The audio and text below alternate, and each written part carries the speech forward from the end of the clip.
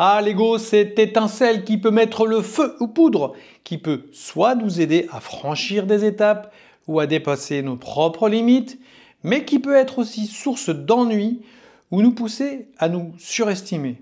Dans cette vidéo, on va explorer comment l'ego influence notre quotidien, son fonctionnement dans notre cerveau et comment les outils de la communication hypnotique peuvent nous aider à le gérer.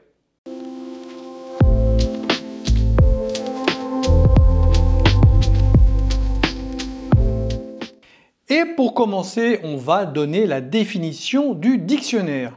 Ego, nom masculin donné au moi, conçu comme sujet personnel. Mais comme d'habitude sur cette chaîne, on va explorer la notion de l'ego d'un point de vue neuroscientifique. Et effectivement, l'ego est souvent perçu comme un concept philosophique ou psychologique, mais il repose en grande partie également sur des mécanismes définis dans notre cerveau.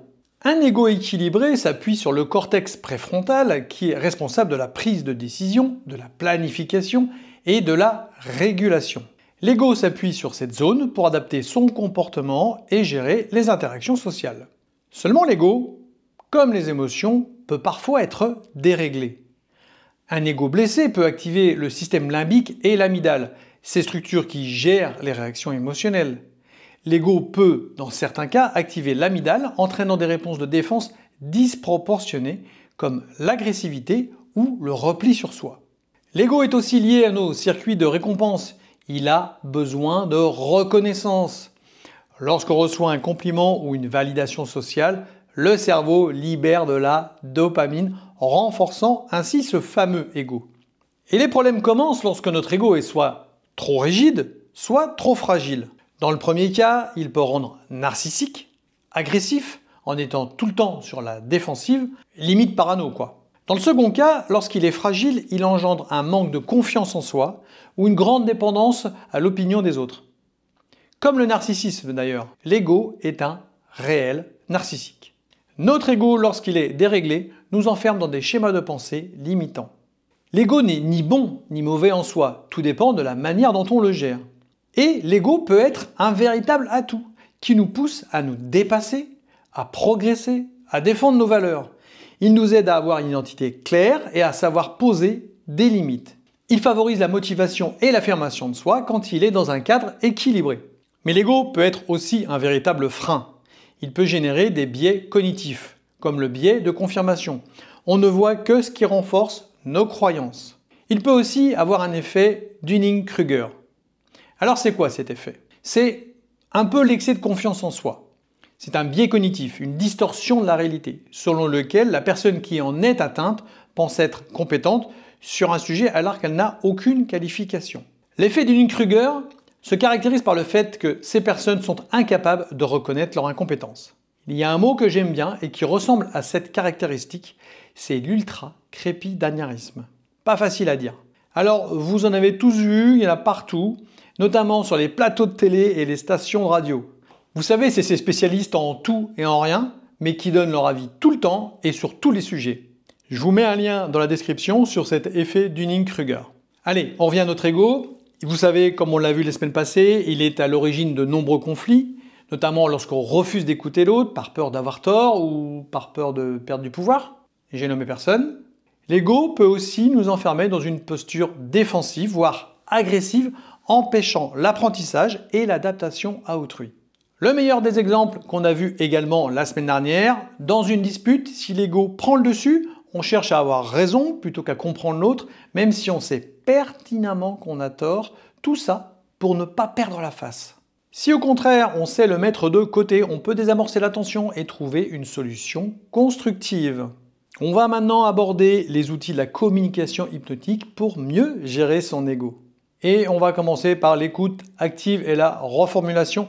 Je ne reviens pas là-dessus, on l'a vu la semaine dernière, je vous mets le lien de la vidéo ici.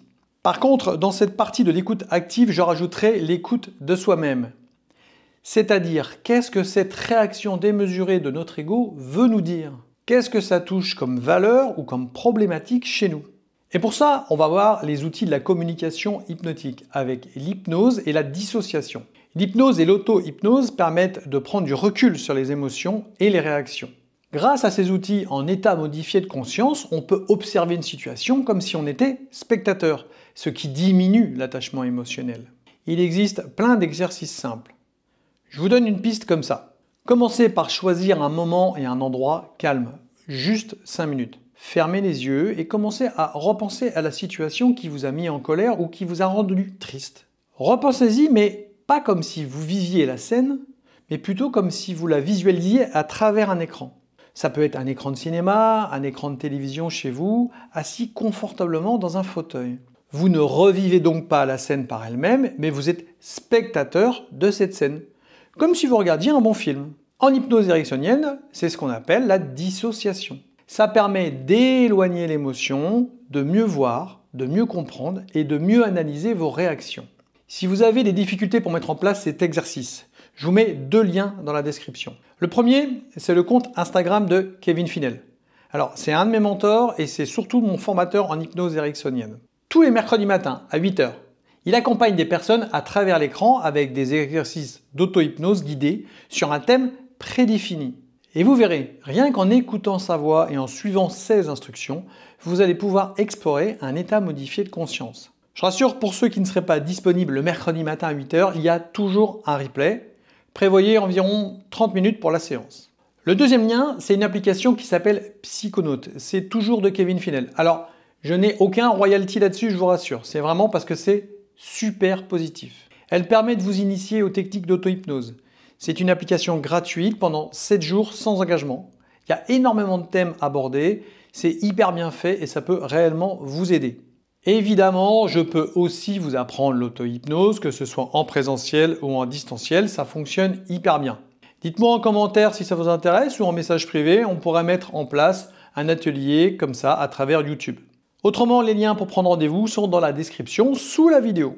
Autre outil pour gérer son ego lorsqu'il est trop présent, c'est l'utilisation des métaphores. En hypnose ericksonienne, on utilise beaucoup les métaphores afin d'éviter les suggestions directes, comme on peut voir beaucoup en hypnose de spectacle. L'ego réagit mal aux injonctions directes. Si vous lui dites « tu as tort » ou « change ta façon de voir les choses », il va probablement se renforcer, se bloquer et sûrement pas du bon côté. On peut dès lors utiliser des métaphores qui permettent de faire passer un message sans déclencher de résistance. Exemple, plutôt que de dire « tu es trop rigide dans ta façon de penser », racontez-lui l'histoire de l'arbre qui plie avec le vent pour mieux s'adapter. Ou encore, une métaphore que j'aime beaucoup, c'est celle du verre d'eau trouble. Imagine que tu as un verre d'eau rempli de boue. Plus tu remues l'eau, plus elle devient trouble. Et il est vraiment impossible de voir à travers. Mais si tu poses le verre et tu le laisses immobile pendant un moment, la boue finira par se déposer et l'eau redeviendra claire. Évidemment, tout le monde l'aura compris, le message derrière l'histoire, quand notre ego est en pleine ébullition, il s'agite et brouille notre perception. Prendre du recul et laisser retomber l'émotion permet de mieux voir et mieux analyser la situation. Et voilà, l'ego est un outil réellement puissant, mais il peut aussi nous piéger. Grâce aux techniques de la communication hypnotique, on peut apprendre à mieux le gérer et à l'utiliser comme un allié et non comme un frein. Merci une nouvelle fois de m'avoir regardé et écouté. Partagez, likez et abonnez-vous. À la semaine prochaine sur Projet Neurohypno.